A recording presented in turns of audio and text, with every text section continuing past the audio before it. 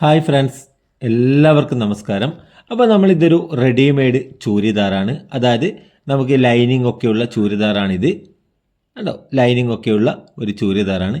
ഈ ഒരു ചൂരിദാറിൻ്റെ ബാക്ക് നെക്കിൻ്റെ ഇറക്കം കണ്ടോ, ബാക്ക് നെക്കിൻ്റെ ഇറക്കം നമുക്ക് 2.25 ഇഞ്ചാണ് നമുക്കിത് വരുന്നത്.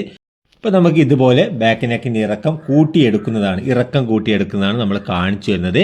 അപ്പോൾ നമുക്കിവിടെ 2.25 ഇഞ്ചാണുള്ളത്, നമുക്ക് 4 ഇഞ്ചാണ് നമുക്ക് വേണ്ടത്. അപ്പോൾ നമ്മൾ അവിടെ ഒരു മാർക്കിംഗ് ചെയ്ത് കൊടുത്തിട്ടുണ്ട്. അപ്പോൾ നമ്മൾ ആദ്യം നമുക്കിവിടെ മുകളിൽ വരുന്ന ആ ഒരു സ്റ്റിച്ച് നമുക്കൊന്ന് അയച്ചെടുക്കണം. അപ്പോൾ അയച്ചെടുക്കുന്ന സമയത്ത് നമുക്കിവിടെ ഈ ഒരു രണ്ട് വശമില്ല, അതായത് നമ്മുടെ ഷോൾഡറിൻ്റെ ഭാഗത്ത് വരുന്ന ആ ഒരു സ്റ്റിച്ചിങ് ഒക്കെ കറക്റ്റായിട്ട് നമുക്ക് അയച്ചെടുക്കണം. എന്നാലേ നമുക്ക് ആ ഒരു ഭാഗം നിവർന്ന് കിട്ടുകയുള്ളൂ.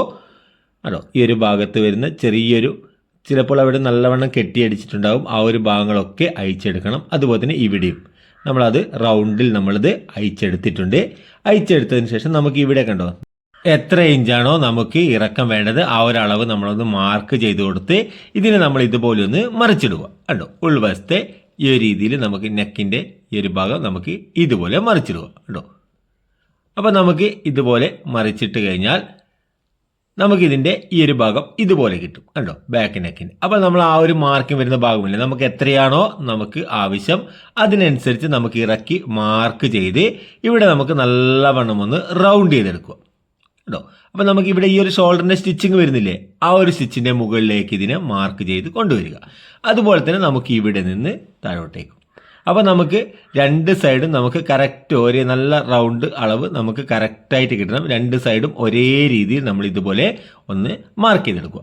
അതിനുശേഷം നമുക്ക് ഇവിടെ നിന്ന് ഈ ഒരു ഭാഗത്തെ നമ്മുടെ ബാക്ക് പാർട്ടിനെ ഇതുപോലെ പിടിച്ച് ഈ ഒരു സ്റ്റിച്ച് തുടങ്ങുന്നില്ലേ, ആ ഒരു സ്റ്റിച്ചിൽ നിന്ന് തന്നെ തുടങ്ങി നമ്മൾ ഈ ചെയ്ത മാർക്കിലേക്ക് സ്റ്റിച്ചിനെ കൊണ്ടുവന്ന് നമുക്കിതുപോലെ സ്റ്റിച്ച് ചെയ്തെടുക്കാം. നമുക്കിവിടെ തെന്നിമാറി പോകുന്നുണ്ടെങ്കിൽ ഒരു പിന്നൊക്കെ ചെയ്ത് കൊടുത്താൽ നമുക്കവിടെ നല്ല വൃത്തിയായിട്ട് നമുക്കവിടെ കിട്ടും. ഒന്ന് പിൻ ചെയ്ത് കൊടുത്താൽ മതി. അപ്പോൾ നമ്മൾ ഇതുപോലെ സ്റ്റിച്ച് ചെയ്ത് റൗണ്ട് സ്റ്റിച്ച് ചെയ്ത് ഈ ഒരു സ്റ്റിച്ചിൻ്റെ മുകളിലേക്ക് കറക്റ്റ് ഇതുപോലെ സ്റ്റിച്ച് ചെയ്തെടുക്കുക. അപ്പോൾ നമ്മളിത് സ്റ്റിച്ച് ചെയ്തെടുത്തു. നമ്മളിവിടെ ഇതുപോലെ കണ്ടോ ഒരു പിൻ ചെയ്ത് കൊടുത്തതുണ്ടോ, അതുപോലെ ഒന്ന് പിൻ ചെയ്ത് കൊടുത്താൽ മതി.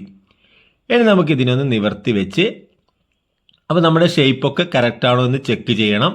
അപ്പോൾ നമുക്ക് അതിന് ശേഷം നമ്മളിവിടെ ഒരു 1/4 ഇഞ്ച് തയ്യൽ തുമ്പ് വെച്ച് ബാക്കി ഭാഗം നമുക്ക് കട്ട് ചെയ്ത് മാറ്റാം. ഇതുപോലെ കട്ട് ചെയ്ത് മാറ്റും. ഇതുപോലെ കട്ട് ചെയ്ത് മാറ്റിയതിന് ശേഷം നമുക്കിവിടെ ചെറിയ ചെറിയ കട്ടിങ്ങൾ കൊടുക്കണം. കേട്ടോ, ഇതുപോലെ ചെറിയ ചെറിയ കട്ടിങ്ങൾ കൊടുക്കുക. അപ്പോൾ നമ്മൾ ഈ ഒരു കട്ട് ചെയ്ത് മാറ്റുമ്പോഴൊക്കെ ശ്രദ്ധിക്കണം, കാരണം ഇതിൻ്റെ ഉൾവശത്തായിട്ട് നമ്മുടെ ഫ്രണ്ട് നെക്കിൻ്റെ ഭാഗവും ഉണ്ടാകും, കാരണം നമ്മൾ തയ്ച്ച ചൂരിദാറാണ്. അപ്പോൾ അത് ശ്രദ്ധിച്ച് ഇതുപോലെ ചെറിയ ചെറിയ കട്ടിങ്ങളൊക്കെ കൊടുക്കുക. അതിനുശേഷം നമുക്കിതിനെ നിവർത്തി വെക്കുക. കേട്ടോ, ഇതുപോലെ നിവർത്തി വെച്ചതിന് ശേഷം നല്ലവണ്ണം ഒന്ന് ആ ഒരു സ്റ്റിച്ച് ചെയ്ത ഭാഗത്ത് നഖം വലിച്ച് കൊടുത്തതിന് ശേഷം നമുക്കിവിടെ ഈ ഒരു ഷോൾഡറിൻ്റെ ഭാഗത്ത് നിന്ന്, അതായത് ബാക്ക് നെക്കിൻ്റെ മുകളിൽ കൂടി ഇതുപോലെ വെച്ച് നമുക്കിവിടെ ഒന്ന് പതിച്ച് സ്റ്റിച്ചിങ് ചെയ്യണം. ഇത് നിങ്ങൾക്ക് സൈഡിൽ കൂടിയോ അല്ലെങ്കിൽ ഒരു പ്രഷർ വുഡിൻ്റെ വീതിയിലോ നിങ്ങൾക്കിത് സ്റ്റിച്ചിങ് ചെയ്യാം.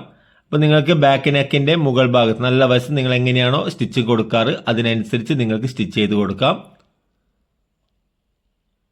അപ്പോൾ നമ്മൾ ഇതുപോലെ കേട്ടോ കറക്റ്റായിട്ട് ഇതുപോലെ സ്റ്റിച്ച് ചെയ്ത് കൊടുക്കും. കേട്ടോ, അപ്പം നമ്മുടെ ബാക്ക് നെക്കിൻ്റെ ഇറക്കം നമ്മൾ കൂട്ടിയെടുത്തു. കേട്ടോ, നമുക്ക് ഈ രീതിയിലേക്ക് നമുക്ക് ബാക്ക് നെക്കിൻ്റെ ഇറക്കം വന്നിട്ടുണ്ട്. അപ്പോൾ ഇതുപോലെ നിങ്ങൾക്കും സ്വന്തമായി നെക്കിൻ്റെ ഇറക്കമൊക്കെ കൂട്ടിയെടുക്കാൻ പറ്റും.